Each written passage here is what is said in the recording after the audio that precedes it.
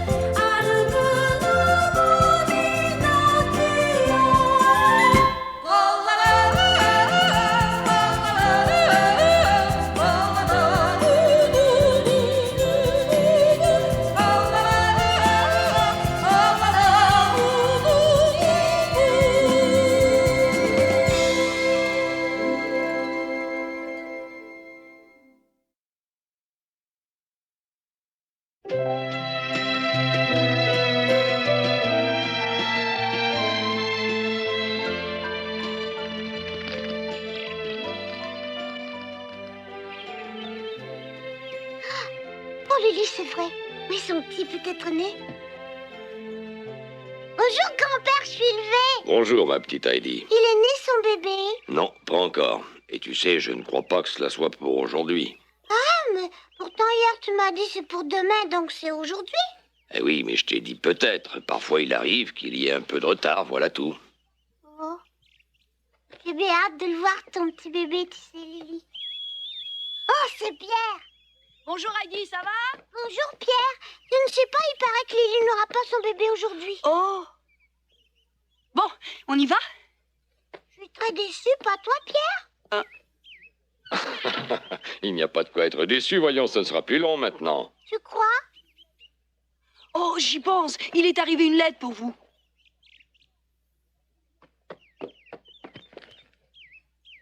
Mais elle n'est pas pour moi, cette lettre. C'est pour Heidi. Pour moi?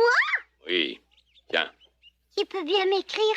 Claire Gérard de Francfort. Oh, c'est bien vrai, c'est bien pour moi. Oh, youpi, c'est une lettre de Claire. Youhou, c'est une lettre de Claire. Oh, eh bien, vous en faites une tête tous les deux. Bah alors, tu la lis ta lettre? Ou même que j'y vais tout de suite. Oh, Heidi! Viens vite! On va être en retard pour monter au pâturage. Vas-y tout seul, je vais rester ici aujourd'hui. Oh, pourquoi? Ben, parce qu'il faut que je lise ma lettre. Oh! Alors, salut! Bon, chère mademoiselle Heidi. Quoi, mademoiselle Heidi? Mademoiselle, as-tu fait bon voyage? J'espère que tu vas beaucoup mieux depuis ton départ et que tu as retrouvé avec joie tous tes amis. Papa est reparti, il est occupé comme d'habitude avec ses affaires. Ici, il n'y a pas grand-chose de nouveau. Tout est bien triste depuis que tu es parti de la maison. Je passe le plus clair de mon temps avec Mademoiselle Rougemont. La vie avec toi était si gaie, tout est ennuyeux maintenant.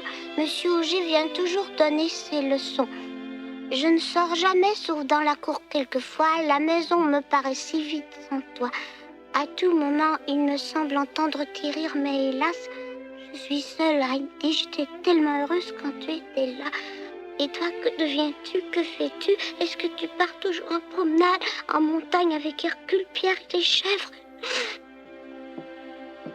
Comme c'est triste, ma pauvre Claire. Heidi, viens manger. Mais qu'est-ce que tu as? Claire me dit comme elle s'ennuie depuis que je suis partie. Elle aimerait venir dans les Alpes pour me rendre visite. Fais voir. Ainsi, tu crois qu'elle veut venir te voir ici? Oui, moi je crois que ça lui ferait le plus grand bien si elle venait passer quelques mois parmi nous. Qu'est-ce que tu en dis, grand-père, hein? Tu as sans doute raison. Rien ne vaut l'air des montagnes. Tout y est si calme, c'est tout à fait ce qu'il lui faudrait. Je suis persuadé qu'elle se rétablirait très rapidement ici. Mais alors, grand-père, je peux lui écrire tout de suite pour lui dire qu'on l'attend tous les deux? Eh bien... Et si tu veux. Oui,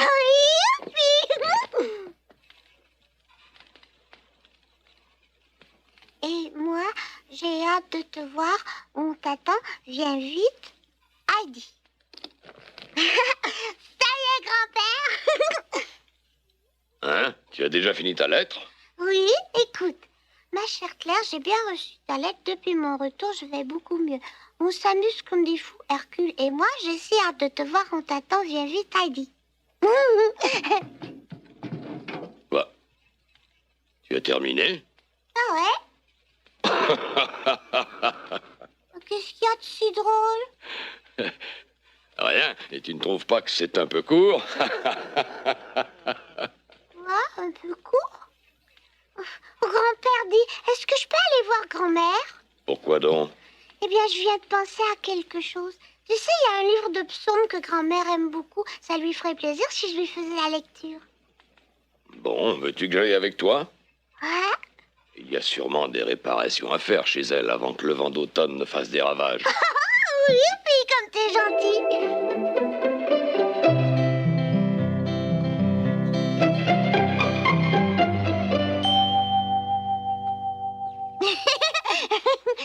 Il faut pas effrayer grand-mère en tapant avec ton marteau. Attends que je la prévienne avant de commencer. D'accord. Bonjour, grand-mère. Oh, c'est bien toi, Heidi. Je suis contente que tu sois là. Grand-père est venu lui aussi. Ton grand-père est là? Oui, il vient réparer la maison avant que le mauvais temps arrive. Oh, Grand-mère est prévenue, tu peux faire de bruit. Bien, comme vous êtes bon. Merci, oncle de l'Alpe. mais rien.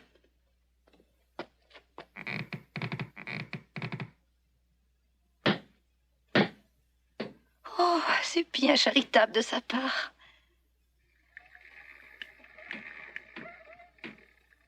Heidi! Mais qu'est-ce que tu es donc en train de faire? Dis-moi.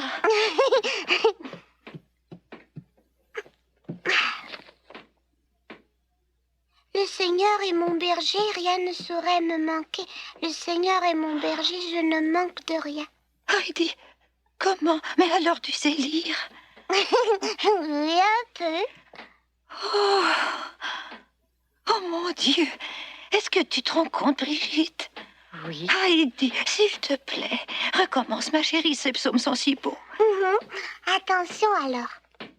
Le Seigneur est mon berger, rien ne saurait me manquer. Le Seigneur est mon berger, je ne manque de rien. Sur les prés d'herbes fraîches, il me fait reposer vers les eaux du repos. Il me mène pour y refaire mon âme. Il me guide par le juste chemin pour l'amour de son nom.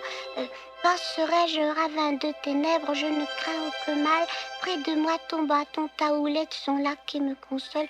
Devant moi, tu apprêtes une table face à mes adversaires, d'une onction qui me parfume la tête et ma coupe déborde. Grâce et bonheur m'accompagnent tous les jours de ma vie. Ma demeure est la maison du Seigneur en la longueur des jours. Grâce et bonheur m'accompagnent tous les jours de ma vie. Ma demeure est la maison du Seigneur en la longueur des jours.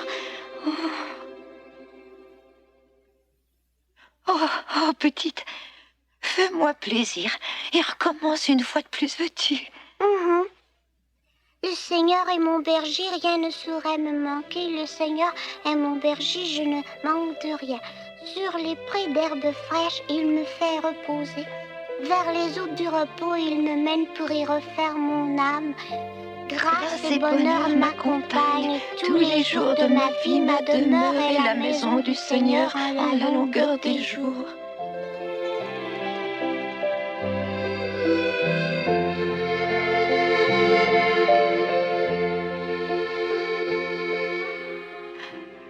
C'est si beau, Heidi, merci.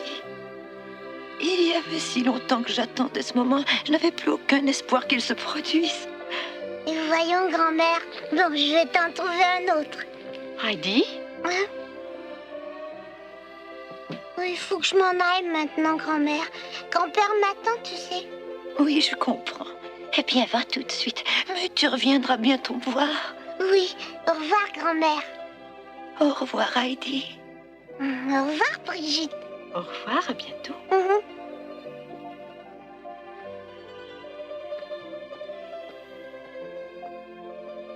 Le Seigneur est mon berger, je ne manque de rien.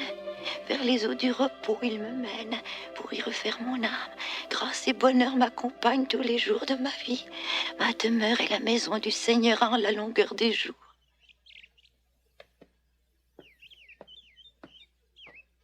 Heidi, j'ignorais que tu savais lire à présent. Qui donc t'a appris? Oh, j'ai eu du mal. Même le précepteur de Claire n'y arrivait pas.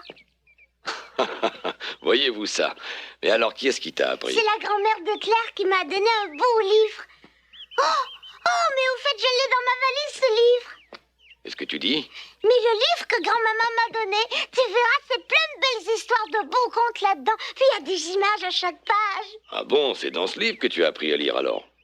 Mais oui, même si je l'ai déjà lu, ça me donne envie de le relire. Excellente idée.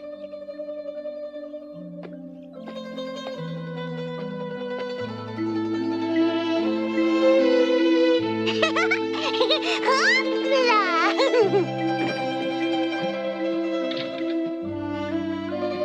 Ça y est, je l'ai. Regarde, le voilà, grand-père. Tu vois, j'ai appris à lire dans ce livre. Fais voir. Hmm.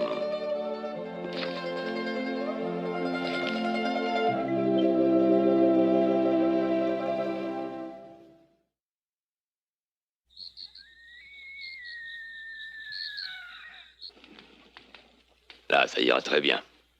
Tiens, voilà une enveloppe pour ta lettre. Merci. Et l'adresse alors? Hein? Tiens. Oh, mais il y a un drôle de mot ici. Qu'est-ce que c'est, grand-père, un déserteur? Un déserteur? Eh bien, c'est quelqu'un qui prend la fuite, qui veut se sauver. Ah bon? Alors les trois déserteurs s'approchèrent.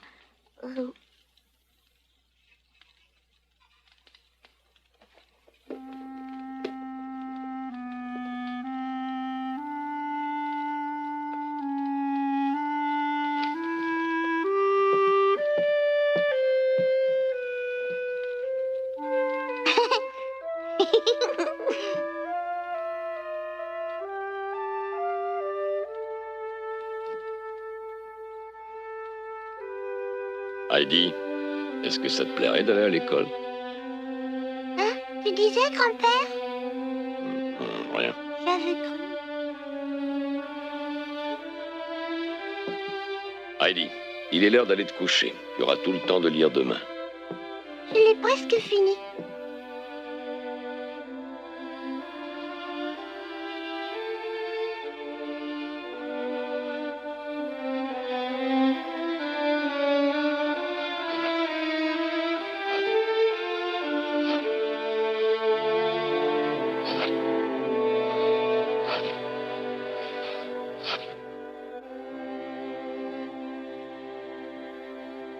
C'est ce qu'il y a de mieux à faire.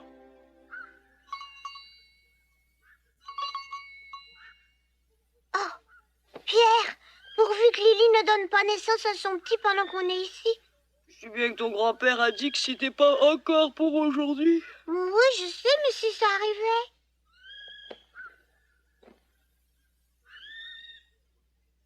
arrivait. Hein? Vous voulez la louer? Oui, j'aimerais louer pour l'hiver la maison mitoyenne à la vôtre. Elle est vide, je le sais. Ça alors, si je m'attendais à une telle demande? Vous me la louez ou pas? C'est tout ce que je veux savoir. Oh, je veux bien vous la louer, ma maison. Mais comprenez-moi, vous n'êtes pas la seule personne qui soit intéressée. J'aurai l'argent nécessaire. Ah, ça, à vrai dire, il s'agit d'une autre histoire si vous payez d'avance. Comme j'ai besoin d'argent avant l'hiver, je vous la loue tout de suite. Vous pouvez avoir confiance. Il y a une de mes chèvres qui doit mettre bas ces jours-ci. Je vendrai le chevreau et vous paierez. Bon, alors dans ce cas, je suis d'accord pour vous la louer. Alors, marché conclu. Marché conclu.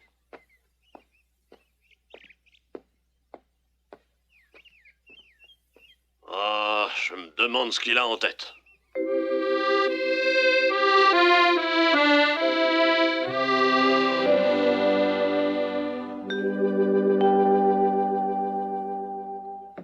Grand-père n'est pas là.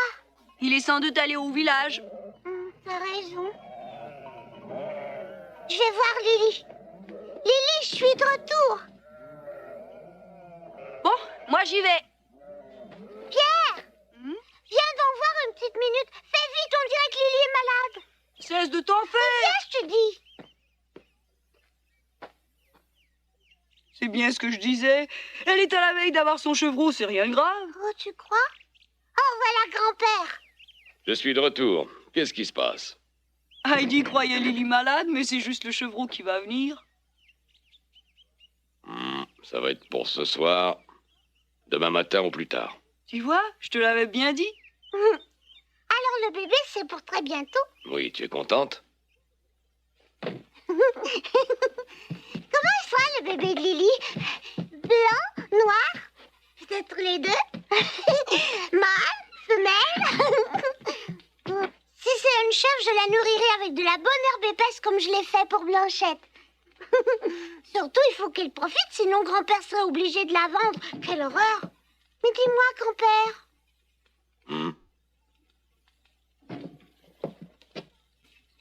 Tout à l'heure, c'est pour acheter du pain que tu es descendu au village? Oui, c'est ça, oui. Tiens, mange, ma chérie. Justement, je meurs de faim.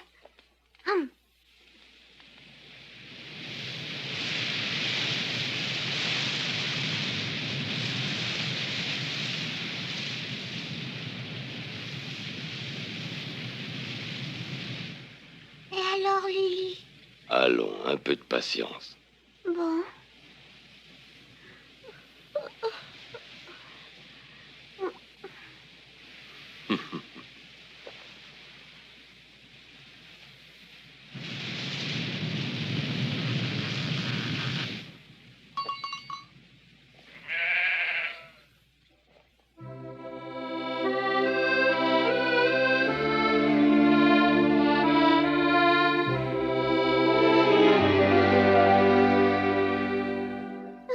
Lily, peut-être qu'elle a eu son chevreau?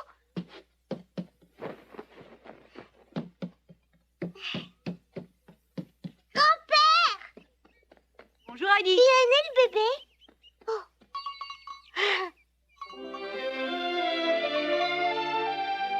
Ce qu'il est mignon.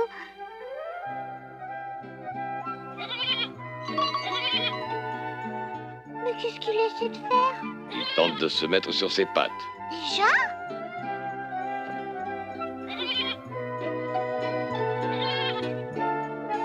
Allez, encore un petit effort. Bientôt tu vas être debout. Courage, tu y es prêt. Tu as réussi.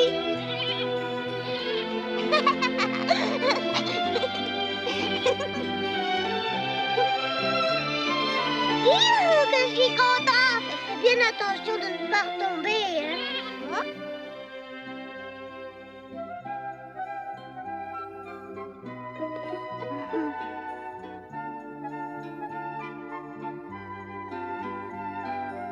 Dis-moi, grand-père, c'est un mâle ou une femelle? C'est une femelle. Ah bah tant mieux, au moins elle sera pas vendue, je suis contente. Si je veux pas être trop en retard, je dois partir. Tu viens, Heidi? Sois gentil, vas-y tout seul, moi je reste avec la chevrette, faut que je m'occupe d'elle. Oh, j'en étais sûre que tu viendrais pas. Et comment est-ce qu'on va pouvoir l'appeler, la petite chevrette? Faut qu'on trouve un nom pour le petit. Pitchounette, c'est joli? Oh non, il faut dire que ça ferait pas sérieux quand elle sera grande. Grand-père, que dirais-tu de Kiki? C'est mignon. Et toi, tu me dis rien, ça ne va pas, qu'est-ce qu'il y a? Heidi, c'est inutile de chercher, je ne pourrai sûrement pas la garder. Oh, mais pourquoi? Parce que je vais être obligé de la vendre, ma chérie. Écoute, laisse-moi t'expliquer. J'ai décidé de t'envoyer à l'école du village cet hiver. Il va donc falloir que nous descendions habiter à Dorfli. Mais voyons, grand-père. Alors, c'est simple. En vendant la chevrette, je pourrai payer le loyer de la maison. Bien dans ce cas, je n'irai pas à l'école. Ne compte pas sur moi. Voyons, Heidi, essaie de comprendre, ma chérie. Tes études aussi ont de l'importance, autant que le reste. Et puis, je suis sûr que tu te plairais beaucoup à l'école du village. Oui, peut-être, mais je veux qu'on garde Kiki. Mais il n'y a pas qu'elle au monde. Tu en auras bien d'autres chevrettes, sans compter que tu pourras voir Kiki tous les jours puisque je vais la vendre au village. Grand-père, je t'en prie. Ça suffit, ma décision est prise. Allons, sois raisonnable.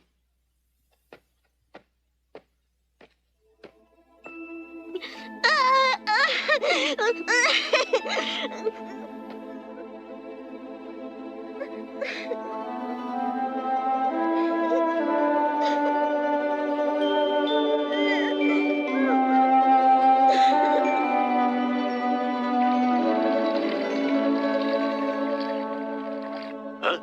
Comment dites-vous? Répétez voir. Il y a un petit contretemps, c'est pourquoi je vous demande d'attendre un peu. Pourquoi? Votre chevreau n'est pas encore né? Si, mais j'ai des raisons personnelles de le garder. Soyez sans crainte, je vous paierai dès cet hiver. Voyez-vous, mes sculptures se vendent bien et me rapportent assez d'argent.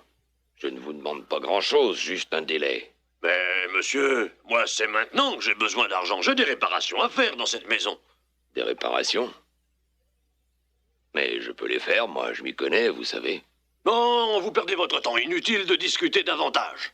Eh oui, il me faut cet argent maintenant, c'est tout. Vous êtes une vraie tête de mule. Dis-moi, vous me traitez de tête de mule? Parfaitement, vous êtes une vraie tête de mule. Espèce de malappris! Oh, et puis que le diable vous emporte. Votre bicoque, vous pouvez vous la garder.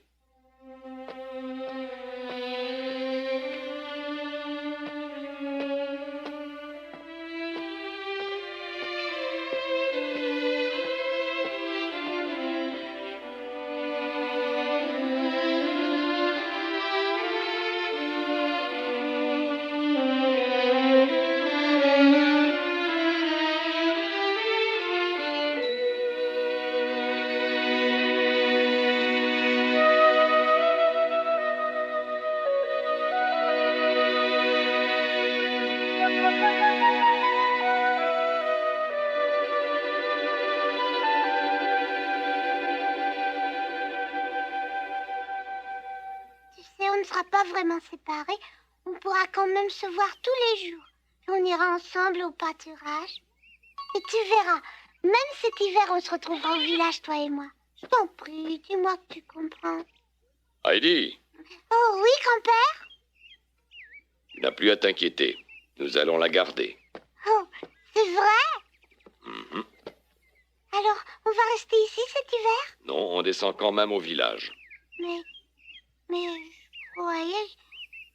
J'ai trouvé une autre maison. Elle est vieille et délabrée, mais il n'y aura pas de loyer à payer. Je suis si content. À Dorfli, tu pourras te faire des amis. Et puis l'hiver est moins dur au village. Il y fait beaucoup moins froid. Bon, dans ce cas, il faut que tout le monde vienne, tu veux bien dire? Bien sûr, c'est promis, ma chérie. Youhou, merci, tu es le meilleur des grands-pères. Ah, mais il faudra que j'aille au village réparer la maison. Et pendant ce temps, il faudra que toi, tu te charges de Kiki. Tu es d'accord? Bien sûr, grand-père. Youhou.